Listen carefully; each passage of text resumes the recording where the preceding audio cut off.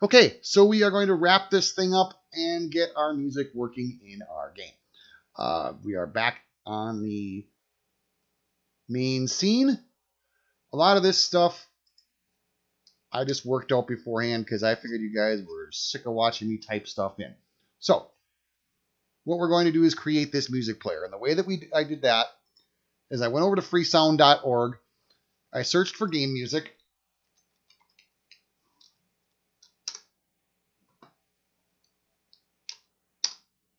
And then, let me just go back.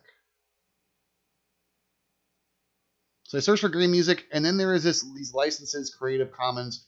You can use any one of these for any purpose you want. So, and then I brought it in, drug it into my project, and then and you'll see I put it, I straightened out all these folders and everything to actually create this thing. I just took it, I drug it in here like that, like so. And I renamed it Music Player. Okay? And then to make this play throughout all our scenes, we need to create an object that doesn't get destroyed and only gets instantiated once. So for that, we're going to use a game pattern for making sure it only gets instantiated once. We're going to use a pattern called a singleton. I happen to have created it here already. Okay, so we need to create a static music player instance equaling null. This is basically a global music player, is what that means, essentially. You can look up a decent tutorial on static variables. It's right on the Unity site. There's a whole mess of them on Unity, actually. But we're going to call it instance, and we make that equal to null, meaning that null means nothing. There isn't one there. So we want, and then we're going to use, instead of having this happen at the start, we're going to use a function that actually comes before start called awake. And the reason we're doing that is because if we put this in the start, then at the start of every scene, it's going to create a second music player, immediately recognize that the instance is not null, and it's going to destroy that object, and the player's going to hear that. You're going to hear a little like blip, the sound play for a second, a second sound play for a second, or a brief instant, and then it's going to be gone. And we don't want that to happen at all. So if we do this awake, that actually happens before the game scene starts. So if the instance is not null, meaning that this is filled with something, destroy this game object, right? Because we already have a music player. If we don't have a music player, then we want this instance variable to equal this game object, right? Or this right here. And then we want to do game object don't destroy on load game object. We use the big one to mean the big letter G to mean any generic game object. This little letter G tells us it's this specific game object. We could reference another game object if we wanted to not destroy that on load. But in this case, we want to make sure our music player doesn't get destroyed. That way it continues through each scene. So. And then I just stuck that on my music player, created a prefab out of it. And then the next thing we need is a way to turn that music off. So I went to game object, UI. I created another button. Just like last time, I deleted the text that was on it. And then I changed its icon to this music icon. And then I created a script to put into here that we can call whenever we click on the button.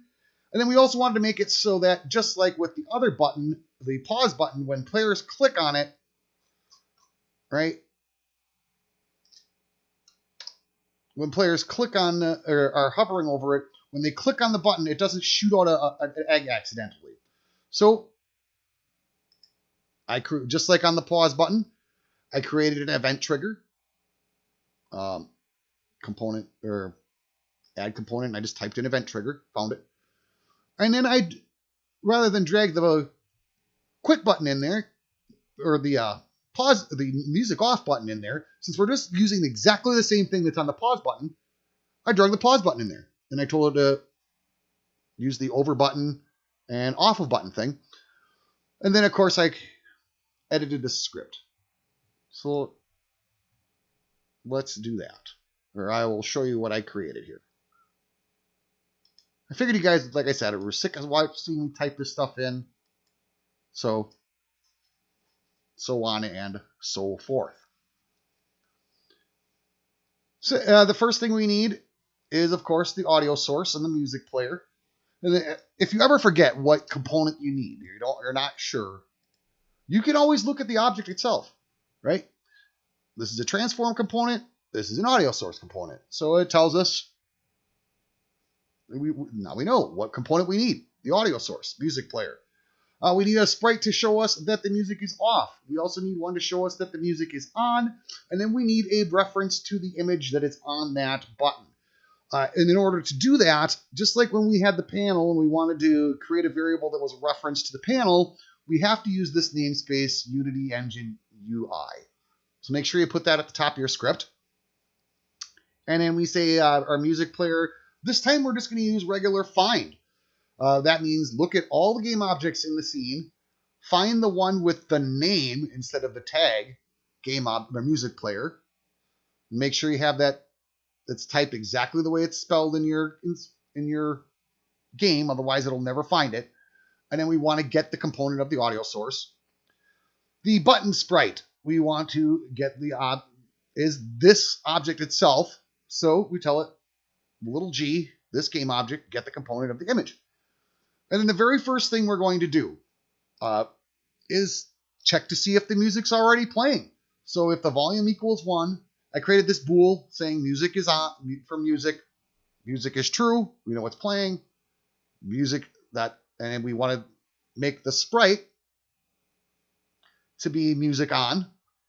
And if it's volume, otherwise, if it's any volume is anything other than 1, we make that false, and we turn the button sprite to the other one. And then our void. We want to create a public void so that it can be called by the button itself, and it's a void because we're not returning anything. So we check to see if the music is true, and if it is, we set the volume to nothing. We change that sprite to the music off, and we make this music false. Otherwise, if it's not true, do the reverse. All right, so you save that. And then all we need to do on this music button script here, we need to fill these, of course. So music off, fill my music off, music on, and now we're good to go. And when I click the button, turns it off, so on and so forth. So we'll save that. And then, of course, we want that same thing in the main scene, or the beginning scene. So we'll go over to our start, and this time you'll get to see me actually. I already created the button.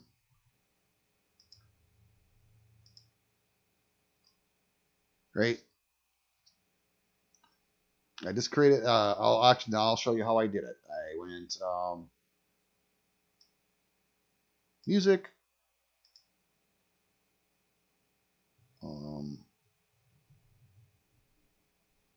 the function we want is, why is it not giving it to us? Oh, because we don't have the script on it yet. So let's grab our script that we made.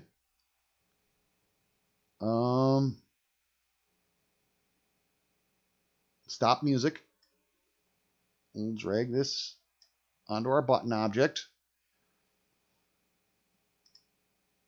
And now we can access it. Music on off. Right? We want this to be music on. And this to be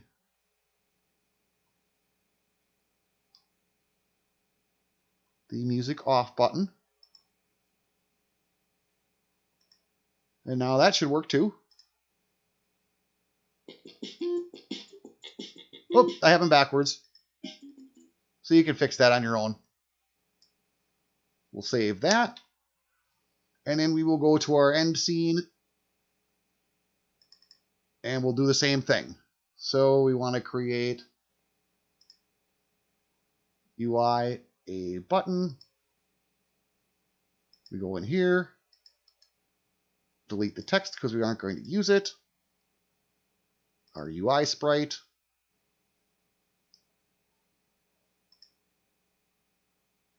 We'll turn that to music on. Just like our pause button, we made it 32 by 32.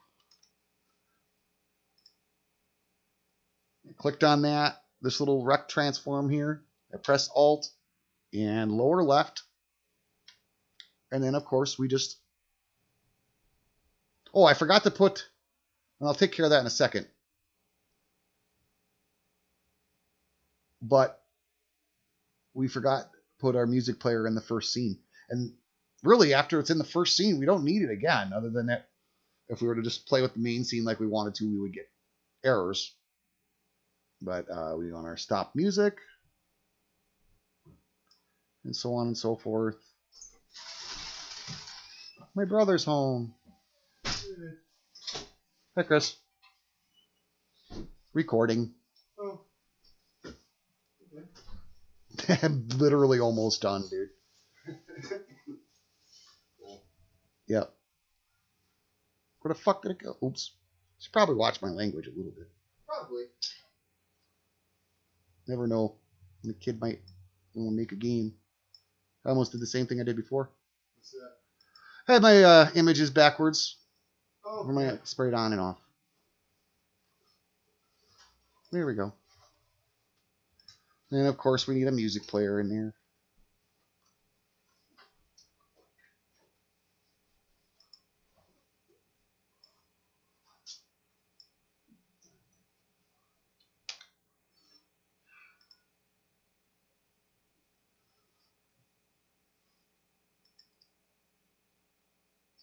Oh, that's right.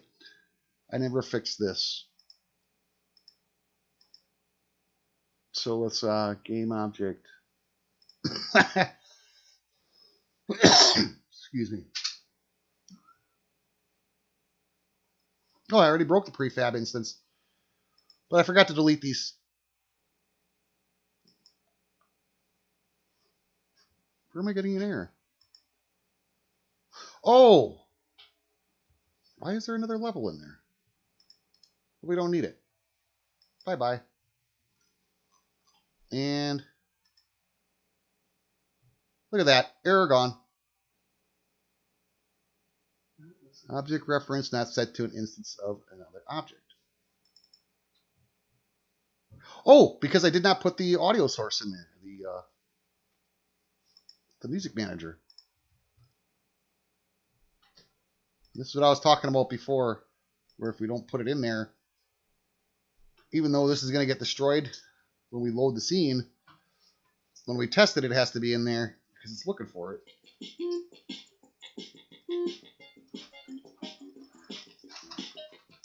But that's pretty much it. And yeah, then all you got to do. Yeah, I forgot to do this, of course, because I'm stupid. And then stop music. Now it'll work. We'll save that. Should anyways.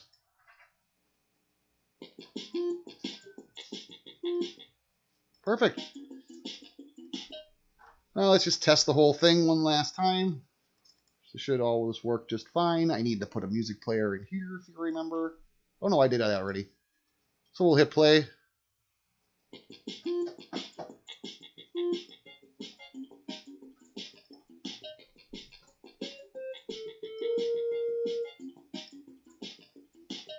And I'm going to die, just, I hope.